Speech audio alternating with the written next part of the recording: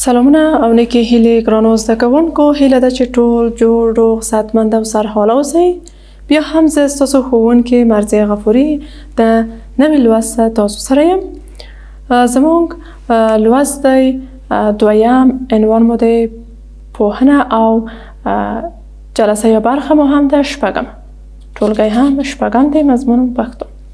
د لویو بخښونکي څښتن الله په نامه روزو د نن ورځې لوست پر مخ بیایو. خو ګرانو زده کوونکو، لکه څنګه چې تاسو په تیر درسي ساعت کې ولوستل، پوهنه یعنې د پوهنې په اړه پوه شو چې پوهنه څه ته وایي. یو ځل بیا هم تاسو ته لنډ شانته تکراروم، تاسو دقت وکړئ او غوږ ونیسئ چې درسونه ستاسو ته په ذهن کې بیا هم تکرار شي. ګرانو زده کوونکو، موږ د پوهې په اړه معلومات ولوستل چې پوهه چې علم د پوهې پیژندنې او خبرتیا په معنا دی، او د دې ترڅنګ په دې هم پوه شو چې موږ کله چې پوهه ترلاسه کوو، موږ کولی شو په ډیر اسانۍ توګه خپله موخې ته ورسیږو او د خپل د بریالیتوب لپاره لارې چارې پیدا کړو. او موږ وویلې چې پوهنه د یوې رڼا په څیر ده چې د انسان ژوند روښانه کوي. او دا مو هم ولوستل چې کله یو انسان پوهه ترلاسه کوي، باید د هغه سره عمل هم ملګری وي، ځکه چې موږ ولوستل چې بې عمله عالم د شنې ونې په څیر دی چې شنه خو ونه به وي خو اثر نه لري، یعنې ارزښت نه لري.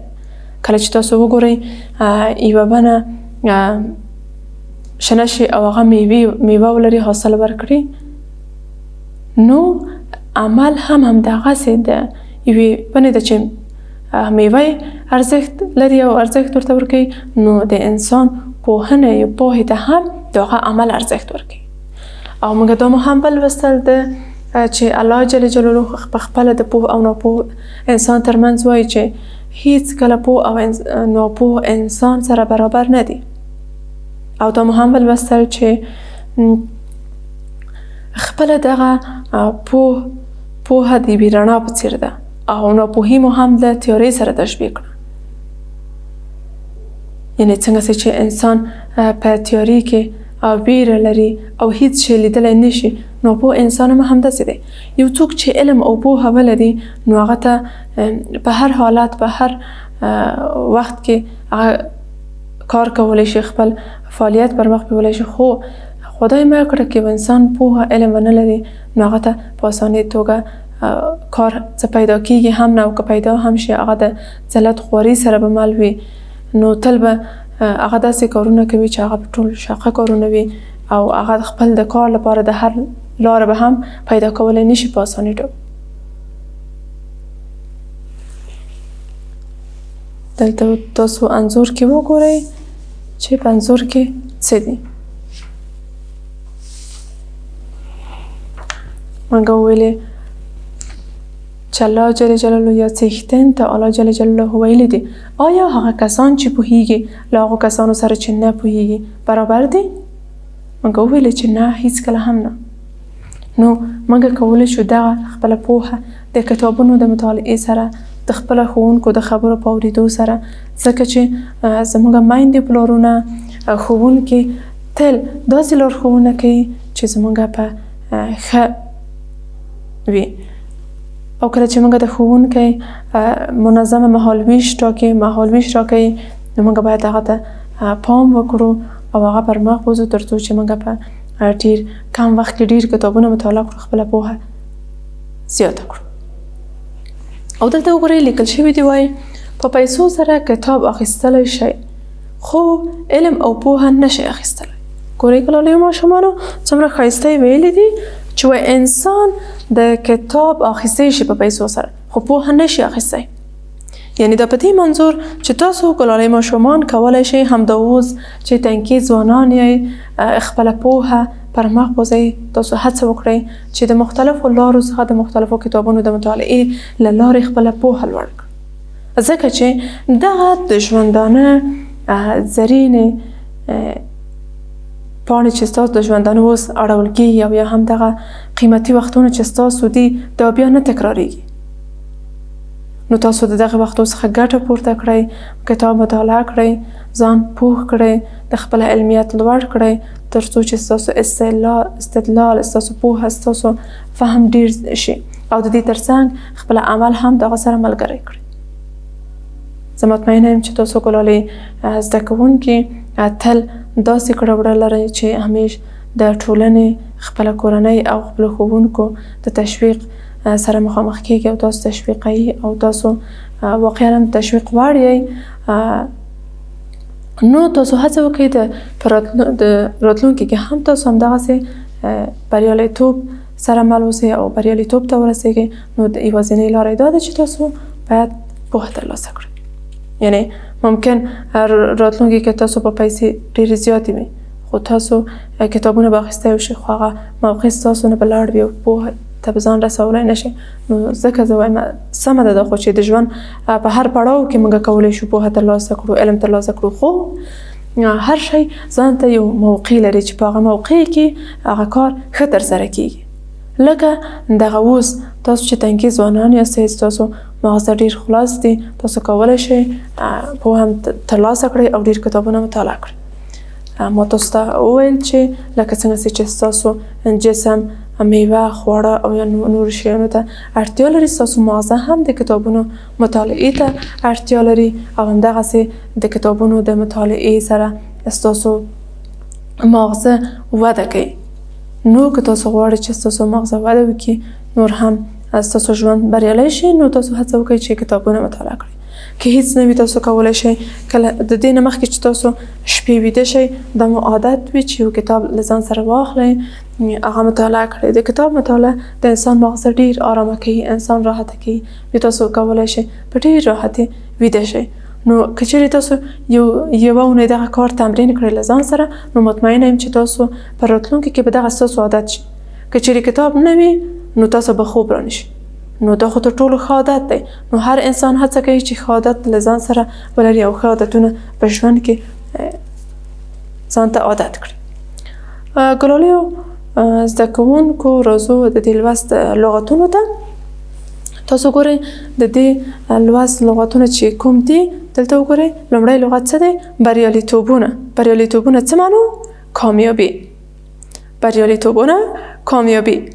بل لغت مو څه دی؟ آفرین. هلې ځلې. هلې ځلې څه معنی؟ هڅې او کوښښ. هڅې او کوښښ. شنډه یعنی بې میوې. شنډه یعنی بې میوې ونه چې میوه ونه لري. تاسو وګورئ که چیرې یوه ونه وي او هغه کې داسې ښایسته زیړې، سرې، شنې مڼې وي، هغه به څومره ښایسته معلومیږي او هغه نه خلک ګټه اخلي. د دې ونې ارزښت به هم ډېر وي. تل باغونو کې ګورئ چې داسې ښایسته ونې وي او مڼې پکې وي، خو تاسو هغه ونې ګورئ چې هغه اصل نه لري، هغه په کوڅې کې، په هر ځای کې صحیح دی، د هوا پاکوالي کې خو به رول ولري، خو مګر هم د دې ونې ته دغه ارزښت نه رسیږي. نو د انسان علم هم همدغسې دی چې د عمل سره ملګری وي ارزښت یې زیات وي. هوسایي آرامي. هوسایي آرامي یعنی انسان چې کله پوهه ترلاسه کړي ژوند به هوسا وي. ستونزې. ستونزې مشکلات یعنی کله چې انسان ناپوه وي، علم نه لري، نو ژوند یې له مختلفو ستونزو سره مخامخ کیږي. سوکالي څه معنی؟ سوکالي آسودګي یعنی که چیرې غواړئ تاسو راتلونکی ژوند سوکاله وي، نو تاسو هڅه وکړئ چې اوس چې تاسو فرصت لرئ، تاسو تر آخرین حده پورې په دې هڅه کې اوسئ چې پوهه ترلاسه کړئ، خپله پوهه لوړه کړئ. ګلالیو ماشومانو تاسو لوست ولوسته، د پوهنې په ارزښت پوه شوئ چې انشاءالله د دې لوست په لوستلو سره ستاسو ژوند کې یو ډیر او ښه بدلون به راشي. یعنی د مطالعې کتابونو مطالعه او یا هم مطالعه د خپل ژوند ته لومړیتوب ورکړئ او کتابونه مطالعه کړئ او خپله پوهه زیاته کړئ. ګلالیو ماشومانو راځئ زه تاسو ته دلته متضاد کلمې وایم چې متضاد کلمې څه ته وایي او تاسو کولی شئ په متن کې متضاد کلمې پیدا کړئ. تاسو متن ته ځیر شئ، وګورئ چې آیا تاسو کولی شئ متضاد کلمې په متن کې پیدا کړئ که نه. ډېر ښه. متضاد کلمې کومه کلمې ته ویل کیږي؟ متضاد کلمې هغه کلمې دي چې شکل او لیکنې بڼه یې سره یو شانته نه وي خو معنا یې یو وي. دا چې څه دي؟ مترادفه کلمې دي. متضاد کلمې هغه دي لکه تور،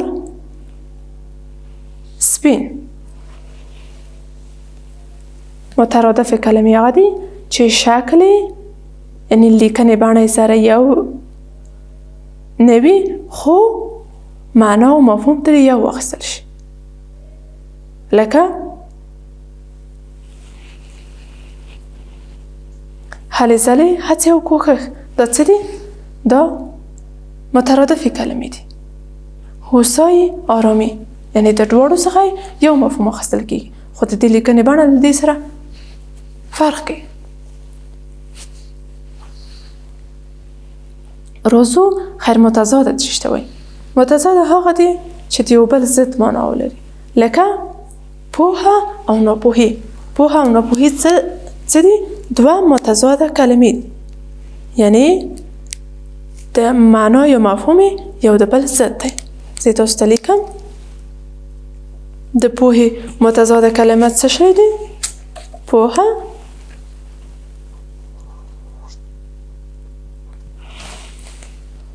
پوهه متضاده کلمه څه ده؟ ناپوه. پوهه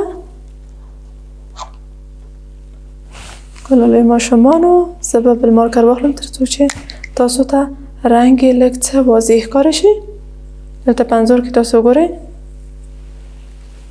پوهه.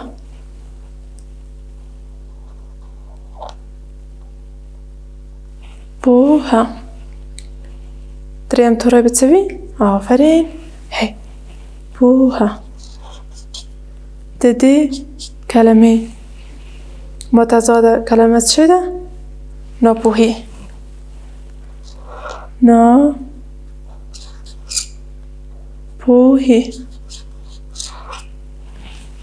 ډېر ښه. یو بله متضاده کلمه تاسو ووایئ. آفرین. رڼا. متضاده کلمه څه ده؟ تیاره.